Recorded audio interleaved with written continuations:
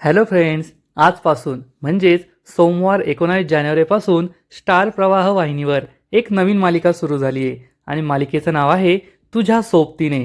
या मालिकेचा आज पहिला एपिसोड होता 19 जानेवारी सोमवारी. मग या एपिसोडमध्ये काय घडलंय आपण तेच जाणून घेणार आहोत, त्यामुळे शेवटपर्यंत हा व्हिडिओ नक्की पहा. फ्रेंड्स, खरं सांगायचं तर तुझ्या सोबतीने ही मालिका खूप भारी आहे, एक नंबर आहे. मालिकेची गोष्ट स्टार प्रवाहाच्या इतर मालिकांपेक्षा खूप वेगळी आहे. मालिकेचं कथानक आणि मालिकेचा पहिला एपिसोड ज्या पद्धतीने दाखवला गेला, मालिकेची जी कलाकार लोक आहेत ते सुद्धा खूपच भारी आहेत. मग नेमकं असं आहे तरी काय मालिकेत, हे जाणून घेण्यासाठी हा व्हिडिओ शेवटपर्यंत नक्की पहा.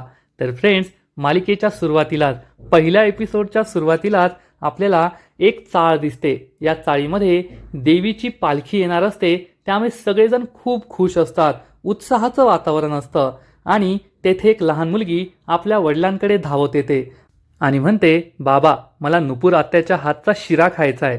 बाबा तिला समजावून सांगतात, नुपूर आत्याच्या हातचा शिरा नाही, प्रसाद. कारण नुपूर आत्या ही देवीसाठी, देवीच्या पूजेसाठी प्रसाद बनवतीये, मस्त शिरा. आणि शिरा म्हणजे वा वा. आणि इकडे आपल्या मालिकेची हिरोईन म्हणजेच नुपूर ही शिरा बनवत असते. बेदाणे त्याच्यामध्ये सगळा सुकामेवा टाकत असते आणि तिची तयारी सुरू असते. तोपर्यंत तिचा चेहरा आपल्याला दिसत नाही. नुपूरचे सुंदर डोळे, तिच्या कानातले सुंदर इयरिंग्स, हे सगळं आपल्याला दिसत असतं. आणि इकडे बाबा म्हणजे हा जो बाबा असतो ना, तो नुपूरचा भाऊ असतो. तो आपल्या मुलीला सांगतो, तुझी नुपूर आत्या खूप छान शिरा बनवते. आणि इकडे नुपूर आत्याचा शिरा बनवणं सुरूच असतं आणि या शिऱ्याचा सुगंध संपूर्ण चाळीत दरवळतो. आणि हा सुगंध नाकात येताच ही लहान मुलगी आणि तिचे बाबा या दोघांचेही डोळे खाडकन उघडतात. त्यांना आता आपला प्रसाद खायला मिळेल म्हणून खूप आनंद झालेला असतो. आणि त्याच वेळेस काही लहान मुलं ओरडतात, देवीची पालखी आली. आणि मग या चाळीमध्ये देवीची पालखी येते. सगळीकडे आनंदी आनंद असतो, एकूणच खूप उत्साह असतो. मालिकेची सुरुवात खूप उत्साहात आणि देवीच्या जयघोषाने, देवीच्या नावाने झालेली असते. आणि देवीची पालखी आणि पालखी घेऊन आलेले सगळे स्वयंसेवक हे चाळीमध्ये येतात. आणि त्याच वेळेस आपल्या मालिकेची हिरोईन नुपूर ही गुरुजींना देवीसाठी बनवलेला प्रसाद देते, हा शिरा देते. आणि ही लहान मुलगी म्हणते, चल आत्या, देवीची पालखी आली आहे. ती आत्याला घेऊन म्हणजे नुपूरला घेऊन देवीच्या पालखीजवळ येते. आणि मग आपल्याला या मालिकेची हिरोईन म्हणजे नुपूरचा चेहरा दिसतो. नुपूर खरंच दिसायला खूप सुंदर आहे आणि ती खूप उत्साहात असते. आपल्या चाळीत देवीची पालखी आली आहे म्हणून तिला आनंद झालेला असतो आणि ती ध्वज नाचवत असते, खूप खुश असते, आनंदात असते. तिचा उत्साह पाहण्यासारखा असतो. ध्वज नाचवून झाल्यावर ती देवी आईच्या पालखीजवळ येते आणि देवी आईला नमस्कार करते आणि म्हणते, देवी आई, सगळ्यांचं भलं होऊ दे, सगळ्यांच्या इच्छा पूर्ण होऊ दे. म्हणजे आपण स्वतः देवाला काही मागतो तेव्हा स्वतःसाठी मागतो, स्वतःच्या कुटुंबासाठी मागतो. परंतु नुपूर ही स्वतःसाठी नाही तर सगळ्यांसाठी मागत असते, सगळ्यांचं भलं होऊ दे अशी तिची इच्छा असते. तेवढ्यात नुपूरची एक मैत्रीण तेथे येते आणि नुपूरला आपल्याबरोबर घेऊन जाते. तर इकडे एक बनसोडे नावाचा माणूस त्याच्या बायकोशी बोलत असतो. तो टेबल खाली बसलेला असतो आणि तो बायकोला म्हणतो, अगं माहिती आहे ना गं, मी तुझंच नाव लिहिणार आहे. आज देवीच्या मानाची साडी फक्त तुलाच मिळणार, कारण सगळ्या चिठ्ठ्यांमध्ये एकच नाव असेल, ते म्हणजे निलिमा बनसोडे, तुझं नाव. आणि हा माणूस आपल्या बायकोशी बोलत असताना तेवढ्यात तेथे मीना सावंत येते. मीना सावंत ही नुपूरची वहिनी असते. मीना सावंत या बनसोडेला टेबलच्या बाहेर काढते आणि विचारते, काय बनसोडे भाऊजी, काय चाललंय? तर बनसोडे म्हणतो, काय नाही वहिनी, मी असंच बसलोय. तर मीना त्याच्या हातातून हा चिठ्ठ्यांचा बॉक्स घेते आणि एक एक करून या सगळ्या चिठ्ठ्या उघडून पाहते. तर प्रत्येक चिठ्ठीमध्ये फक्त या बनसोडेच्या बायकोचं, निलिमा बनसोडेचंच नाव लिहिलेलं असतं. ती म्हणते, अरे वा भाऊजी, तुम्ही तर काय शाळा करताय, तुमच्या बायकोला देवीच्या मानाची साडी मिळावी म्हणून एवढा मोठा प्लॅन. थांबा, मी आत्ता सगळ्यांना जाऊन सांगते. आणि मीना ही लगेचच बाहेरून सगळ्यांना हे सांगायला निघते. त्यामुळे बनसोडे चांगलाच घाबरतो. तर इकडे आपली हिरोईन नुपूर मात्र मस्त लेझिम खेळत असते. त्यानंतर ती खूप उत्साहात असते. तर इकडे मीना ही चाळीतील बायकांना सगळं सांगायला येते की हे बनसोडे भाऊजी काय करताय पहा. तर बनसोडे तिच्या मागे मागे येतो आणि म्हणतो, वहिनी माफ करा, चूक झाली माझी, तुम्हाला काय हवंय ते सांगा. तर मीना म्हणते, त्या सगळ्या चिठ्ठ्यांवर माझं नाव लिहायचं, मीना सावंत. देवीच्या मानाची साडी फक्त मलाच मिळायला हवी. बनसोडे म्हणतो ठीक आहे आणि तो तेथून निघून जातो. त्यामुळे मीना खूप खुश होते. यावरून आपल्याला कळून येतं ही मीनासुद्धा या मालिकेतली व्हिलन आहे, ती काही चांगली नाही आहे आणि पुढं तर ते आपल्याला कळणारच आहे. आणि इकडे आपली नुपूर लेझिम वाजून झाल्यानंतर ढोल वाजू लागते. तिचा उत्साह पाहण्यासारखा असतो. देवीच्या भक्तीमध्ये ती रंगून गेलेली असते आणि मग देवीची पालखी ही स्टेजवर आणली जाते.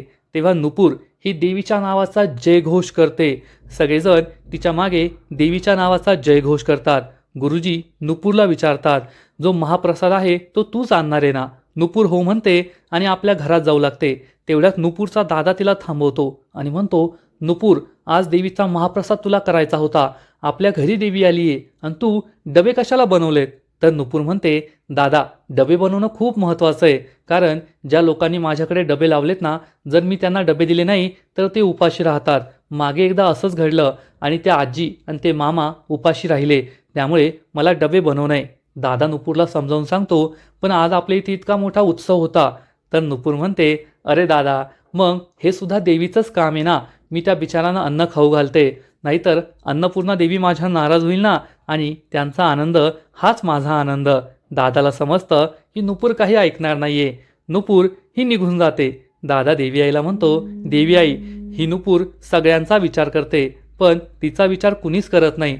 तिला इतकं सुख दे, तिच्या नशिबात फक्त सुखच असू दे, दुःखाला कधीच वाट नसू दे, थारा नसू दे, असं म्हणून तो देवी आईला प्रार्थना करतो. तर इकडे नुपूरच्या घरामध्ये एक बाई ये डबे भरत असते, पण तिचा हात खूप थरथरत असतो.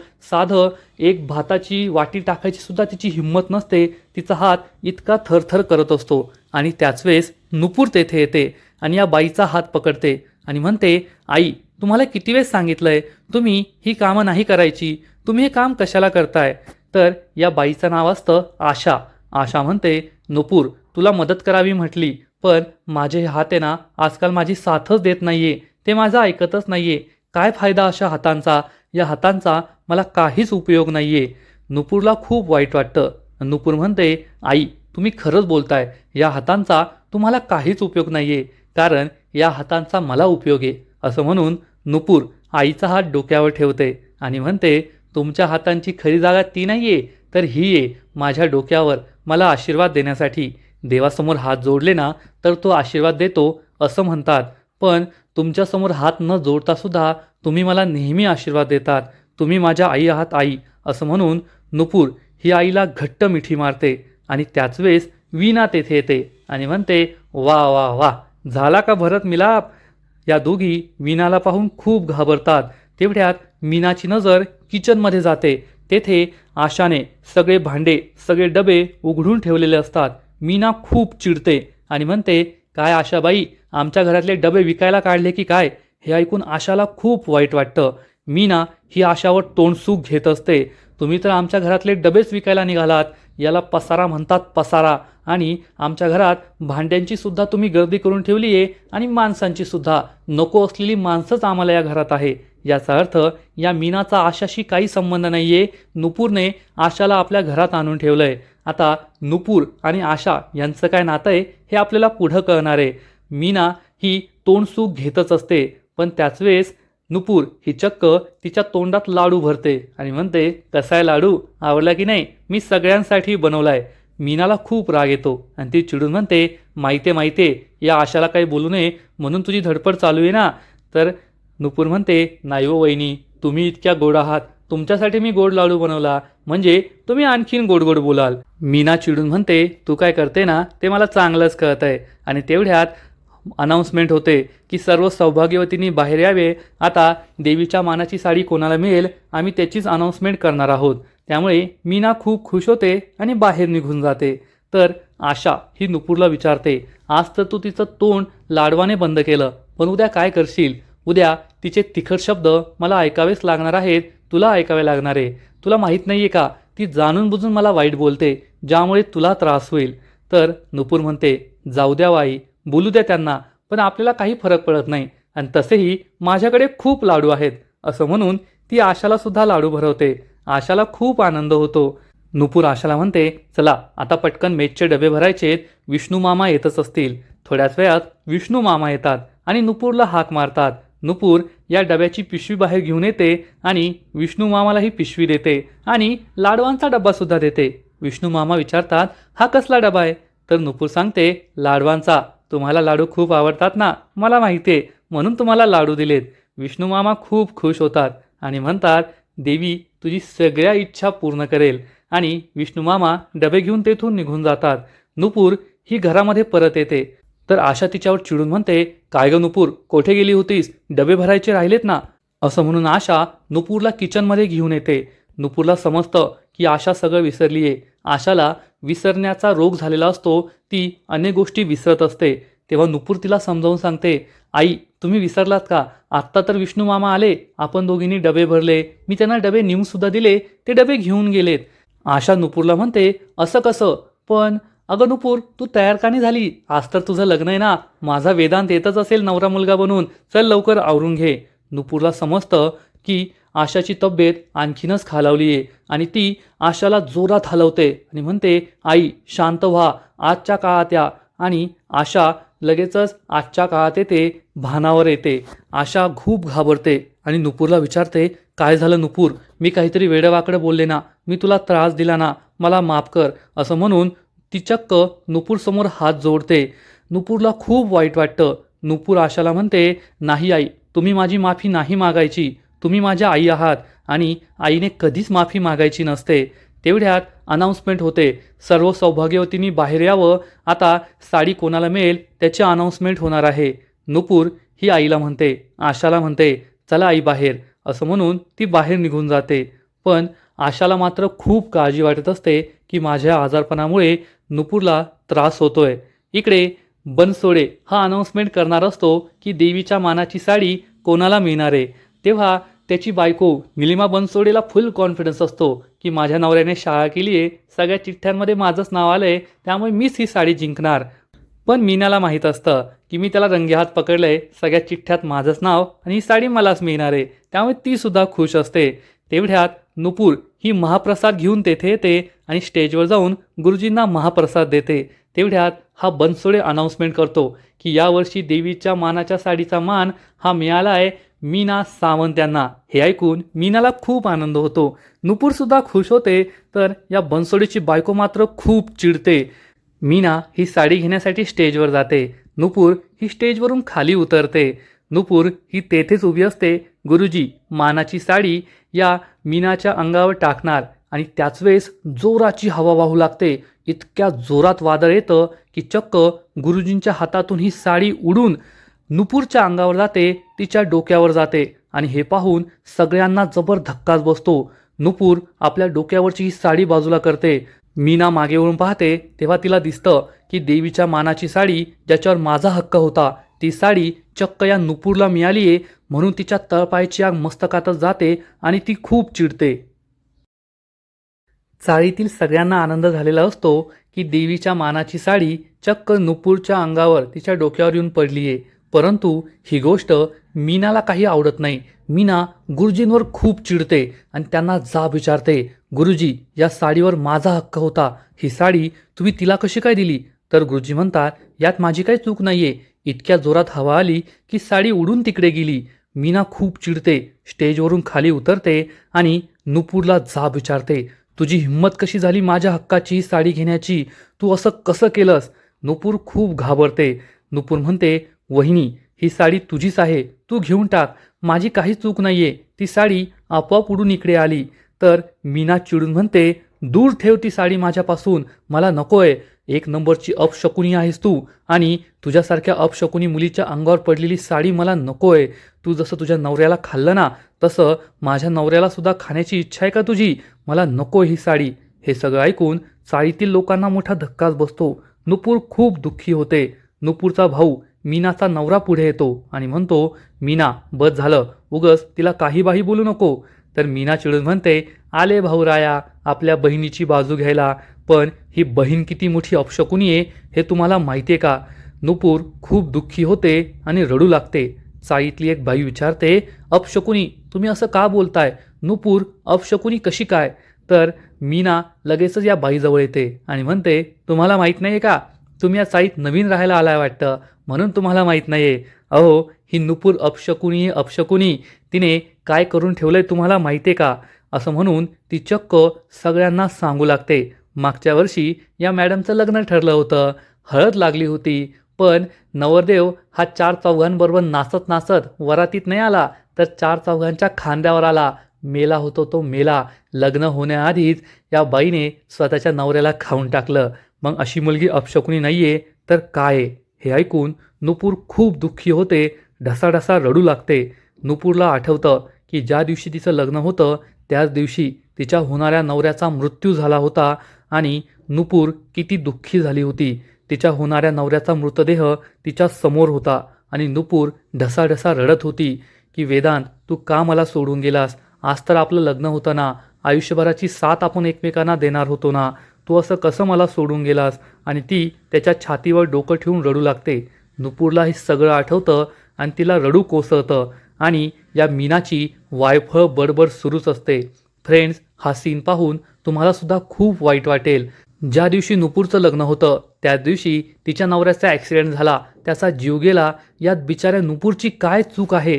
पण उगाचच तिला अपशकुनी म्हणून ही मीना सगळ्यांसमोर हिणवत असते, वाईट साईड बोलत असते. ती नुपूर जवळ येते आणि म्हणते, तू तुझ्या होणाऱ्या नवऱ्याला खाल्लंस, त्याचा जीव घेतलास, अपशकुनी आहे तू अपशकुनी. आणि तुझ्यासारख्या मुलीच्या अंगावर गेलेली साडी मी स्वतःच्या अंगावर कधीच घेणार नाही. तू दुसऱ्यांचा हक्क लुबाडतेस ना, म्हणून तुझ्याबरोबर हे झालंय. अपशकुनी कुठली, पांढऱ्या पायाची कुठली, असं म्हणून मीना ही संपूर्ण चाळीसमोर नुपूरला वाईट साईड बोलत असते, तिला वाईट साईड बोलत असते, तिचा अपमान करत असते. नुपूरला खूप वाईट वाटतं. ती ढसाढसा रडू लागते आणि आपल्या घराकडे जायला निघते. पण त्याच वेळेस आशा तेथे येते आणि म्हणते, थांब नुपूर, नको जाऊस घरामध्ये. तू का दुःखी होतेस, का रडतेस? जे झालंय ना त्यात तुझी काहीच चूक नाहीये, चल माझ्याबरोबर, असं म्हणून आशा नुपूरचा हात पकडते आणि तिला मीनासमोर घेऊन येते. फ्रेंड्स, या मालिकेची हीच खासियत आहे की थोड्या वेळापूर्वी जेव्हा मीना ही आशाला वाईट साईड बोलत होती तेव्हा नुपूरने मीनाचं तोंड बंद केलं होतं, प्रेमाने बंद केलं, पण आशाला काहीच बोलू दिलं नाही. आणि जेव्हा आता मीना ही नुपूरचा अपमान करते तेव्हा आशा ही नुपूरची बाजू घेण्यासाठी मीना समोर आली आहे. आणि आता आशा ही मीनाला असा धडा शिकवणार आहे की जे पाहून तुम्हालासुद्धा खूप भारी वाटेल. तेव्हा आशा ही मीना समोर येते. मीना तिला म्हणते, आल्या का आशाबाई? तुम्ही विसरत असाल ना, तुम्हाला विसरण्याचा आजार आहे. मी तुम्हाला सांगते, तुमच्या मुलाचा जो मृत्यू झालाय ना, तो मृत्यू या मुलीमुळे झालाय, या नुपूरमुळे झालाय. नुपूर कारणीभूत आहे तुमच्या मुलाच्या मृत्यूला. हे ऐकून नुपूर रडू लागते, पण आशा खूप चिडते आणि म्हणते, आठवतंय मला सगळं, माझा वेदांत मेलाय, हे जग सोडून गेलाय, पण त्यामध्ये नुपूरची काहीच चूक नाहीये.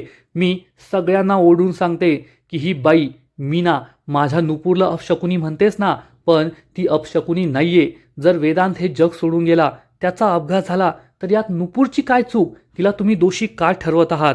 असं म्हणून आशा ही मीनाला चांगलंच सुनावते की मी तिची न झालेली सासू आहे आणि ती माझी न झालेली सून आहे. हे ऐकून सगळ्यांनाच आश्चर्य वाटतं आणि ते म्हणतात, हे कोणतं नातं आहे? न झालेली सून आणि न झालेली सासू. आशा ही सगळ्यांना सांगते, हो, हेच आमचं नातं आहे. ही माझी न झालेली सून आहे. माझ्या मुलाचं लग्न, वेदांचं लग्न नुपूरबरोबर ठरलं होतं, पण या दोघांचं लग्न होण्याआधीच लग्नाच्या दिवशीच माझ्या वेदांचा अपघात झाला आणि तो हे जग सोडून गेला. आणि त्यानंतर मला ही विसरण्याचा आजार झाला. माझा जो मोठा मुलगा आहे ना, त्याने माझ्या आजारामुळे मला सोडून जाण्याचा निर्णय घेतला. तो कायमचा परदेशात निघून गेला. त्याने मला माझ्याबरोबर नेलं नाही, मला येथेच भारतात तो सोडून गेला. तेव्हा ही नुपूर माझ्या मदतीसाठी धावून आली. तिचं आणि माझं काय नातं आहे, पण तरीसुद्धा तिने मला आई मानलं आणि या घरात मला घेऊन आली.